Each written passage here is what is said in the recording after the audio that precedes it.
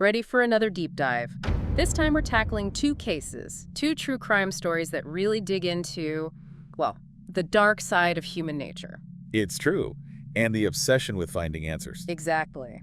First up, a mystery that still, to this day, has a grip on California, the Zodiac Killer. Oh, definitely a case that keeps people guessing. Picture it, California in the late 1960s. A time of huge change, right? Absolutely, but this is also when a shadow falls over the Golden State. When the Zodiac emerges. Right, and he terrorizes California, leaving these cryptic clues and ciphers. It was like he wanted to taunt the police, you know? And he did. He absolutely did. That's what made the Zodiac so terrifying. He wasn't just a killer, he was a puzzle, one that everyone was desperate to solve. And for decades, some of those puzzles remained unsolved. Like, take the 340-character cipher. It took, get this, over 50 years. Wow, 50 years.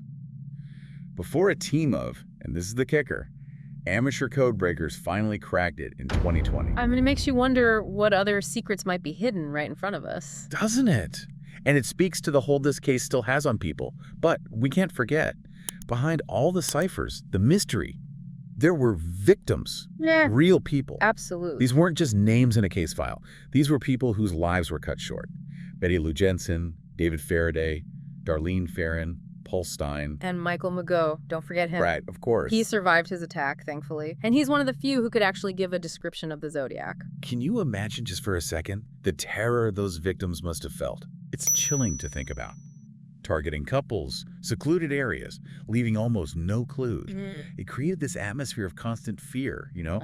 You just never knew when or where he might strike next. And he knew how to tap into the anxieties of the time, turning everyday places into, well, scenes of terror. And by making himself part of the story with those letters, you know, writing to newspapers. Oh, right. He controlled the narrative, became a ghost, a boogeyman, fueling the fear, the fascination. Like something you'd see in a movie. But this was real. And the question is, who was he? Who was the Zodiac? So many theories, leads over the years, but still no definitive answers. One of the biggest names that comes up is Arthur Lee Allen. Right, Arthur Lee Allen. But even then, the evidence was inconclusive. And that's what's so frustrating about these cold cases, like Allen's. So much time passes. It gets harder to separate fact from fiction, to find that one piece of evidence that gives you a solid answer. It's true. Trying to solve a puzzle with half the pieces missing and no picture to guide you. But even then, the hope never fades. Maybe someday, the mystery of the Zodiac, it'll be solved. It's amazing, isn't it, how with a case like the Zodiac, we're still searching for those missing pieces after all this time. But then there are times when the truth is right in front of us, hidden in plain sight. And that leads us to our second case, the story, the truly tragic story of Caroline Crouch and Babis Anagnostopoulos. Yeah, this case, it really captured the world's attention, but for very different reasons. At first, it seemed like, an open and shut case, home invasion. Right, a straightforward case. But it turned out to be something far, far more sinister. It really did, and it reminds us that what we see on the surface, well, it isn't always the whole picture. Caroline and Babis, they seem to have it all. Whirlwind romance, a baby daughter, living the dream in Greece. The perfect life, or so it seemed. Exactly, but beneath that picture-perfect facade, cracks. And eventually, those cracks shattered that illusion completely. And it's those cracks that always get me, those little inconsistencies that unravel a carefully crafted story. It's the little things, isn't it? And in this case, those inconsistencies, they start to surface on May 11th, 2021. Babis makes that frantic call to emergency services, describing a horrific home invasion. Masked intruders, he says. They broke in, tied him up, and brutally murdered Caroline, right next to their baby daughter. Just awful. The brutality of it all. A young mother murdered in her own home. It sent shockwaves through Greece. The world, really. It did. And Babis, he played the part of the grieving husband perfectly. Oh, he did. He did. Utterly devastated. The loving husband, father, destroyed by this senseless act.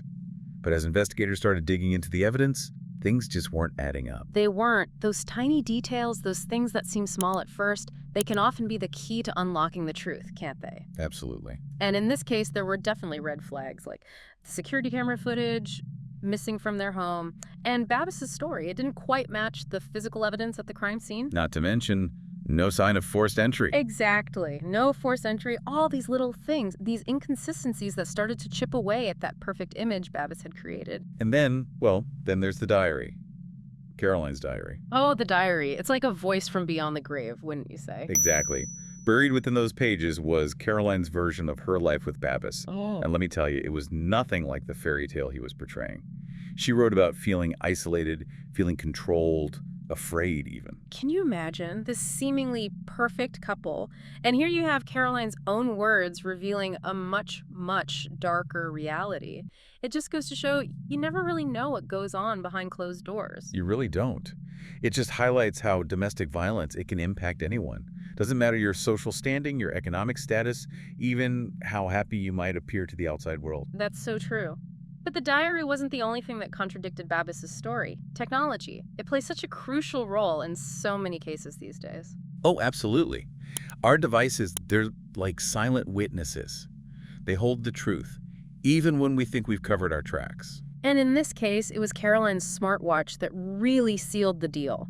The data from it showed her pulse spiking in the hours leading up to her death, like intense stress, fear. Wow. And get this, the time of her final heartbeat didn't match Babis's timeline of the attack at all. Not even close. Not even close. It's remarkable, isn't it? How technology can piece together a timeline, expose those little lies, and ultimately reveal the truth. It's like something you'd see on TV.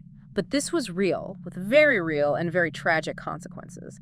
And as that evidence mounted, the facade that Babis had so meticulously constructed, it started to crumble. The pressure, the realization that he'd been caught, it all became too much. And that's when the truth came out. It did. And it was shocking, Babis confesses. He admits to murdering Caroline after an argument. But even then, even in his confession, he tries to shift the blame. Claims he acted out of love for their daughter, that it was a crime of passion. Classic manipulation. Trying to downplay his actions, Yeah. to make himself the victim. But the evidence, it told a very different story. It did. A story of control, of rage, and ultimately murder. It really makes you think, you know, about the ripple effects these crimes they have, the lives that are changed forever. Like in this case, you got a child, a young child, left without a mother, marked by the trauma of that night. Absolutely. A tragedy on so many levels. And it reminds us that these stories, the ones we see in the headlines, the ones that grab our attention, they involve real people. Real lives. Real lives shattered by violence and deceit. It's haunting, isn't it? How fragile life is, and how quickly, how easily things can spin out of control. Both these cases, the Zodiac and Caroline story, they highlight that even though the details are so different. They do. And they expose a dark side of human nature, wouldn't you say? Our capacity for darkness, for deceit. The Zodiac, hiding behind his ciphers, his mask, almost taking pleasure in the terror he caused. And then Babis, creating this illusion of a perfect life while hiding a much darker truth. It makes you question how well you can really know anyone. It really does, and it makes you think, with the Zodiac, all those unanswered questions, what if? What if someone had noticed something, said something sooner? Maybe a change in behavior, a comment, something. It's the question that hangs over every unsolved case, every mystery, that the answers, they were always there, right in front of us, just out of reach. And that's what makes Caroline's case even more impactful, I think. Because, yeah, the truth was hidden, but it wasn't unreachable. It was buried under those layers of lies, manipulation. And it took the dedication of investigators, the courage of those who knew Caroline, those who suspected something wasn't right, to bring that truth into the light. It reminds us that we all have a part to play, to pay attention, to trust our gut, to speak up. We may never have all the answers when it comes to the Zodiac, but Caroline's story, it reminds us that those crucial clues, they're often closer than we think. They are. We have a responsibility to look beyond what's right in front of us, to ask those tough questions, and to be there for those who might be suffering in silence. Couldn't have said it better myself. It's a powerful message, and if there's one thing I hope our listeners take away from this deep dive, from these cases, it's to stay curious, stay informed, and never ever be afraid to speak up if you think something's wrong. Because sometimes those chilling stories, they aren't just something we read about, they're happening all around us.